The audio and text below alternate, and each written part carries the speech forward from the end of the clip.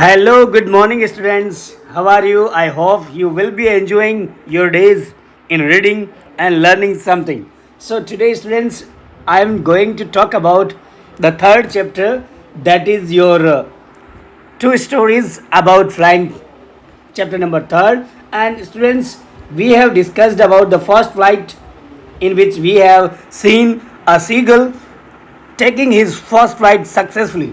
Now, students, we are talking about the black airplane, this one, and let's get started with this one. The moon was coming up in the east behind me, and the stars were shining in the clear sky above me. There was not a cloud in the sky. I was happy to be alone high up above the sleeping countryside. I was flying my old Dakota aeroplane over France back to England. I was dreaming of my holiday and looking forward to being with my family. I looked at my watch. It was 1:30 in the morning. I should call Paris Control soon, I thought. As I looked down past the nose of the aeroplane, I saw the lights of a big city in front of me. I switched on the radio and said, Paris Control, Dakota DS 088 here. Can you hear me? I'm on my way to England. Over. The voice from the radio answered me immediately. DS 088, I can hear you. You ought to turn 12 degree west now. DS 088, over. I checked the map and the compass, switched over to my second and last fuel tank, and turned the Dakota 12 degree west towards England. I'll be in the time for breakfast, I thought. A good big English breakfast. Everything was going well. It was an easy flight. Paris was about 150 kilometers behind me when I saw the clouds, storm clouds. They were huge. They looked like black mountains standing in front of me across the sky. I knew I could not fly up and over them.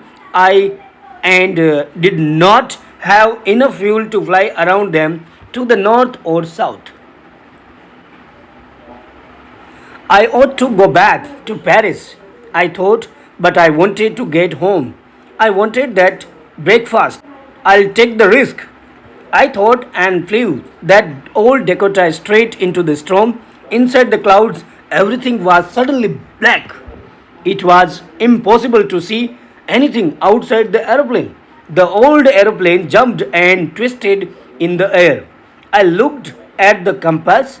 I couldn't believe my eyes. The compass was turning round and round and round. It was dead. It would not work. The other instruments were suddenly dead too. I tried the radio.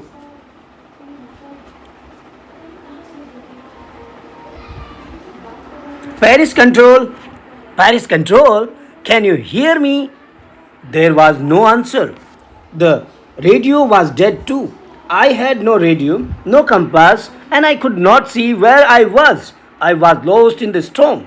Then, in the black clouds quite near me, I saw another airplane. It had no lights on its wings, but I could see it flying next to me through the storm. I could see the pilot's face turn towards me. I was very glad to see another person. He lifted one hand and waved. Follow me, he was saying. Follow me. He knows that I am lost. I thought. He is trying to help me. He turned his aeroplane slowly to the north in front of my Dakota so that it would be easier for me to follow him. I was very happy to go behind the strange aeroplane like an obedient child. After a half an hour, the strange black airplane was still there in front of me in the clouds. Now there was only enough fuel in the old Dakota's last tank to fly for 5 or 10 minutes more. I was starting to feel frightened again. But then he started to go down and I followed through the storm. Suddenly I came out of the clouds and saw two long streets line of lights in front of me. It was a runway, an airport. Was safe. I turned to look for my friend in the black airplane, but the sky was empty. There was nothing there. The black airplane was gone. I could not see it anywhere. I landed my airplane and was not sorry to walk away from the old Dakota near the control tower. I went and asked a woman in the control center where I was and who the other pilot was. I wanted to say thank you. She looked at me very strangely and they laughed.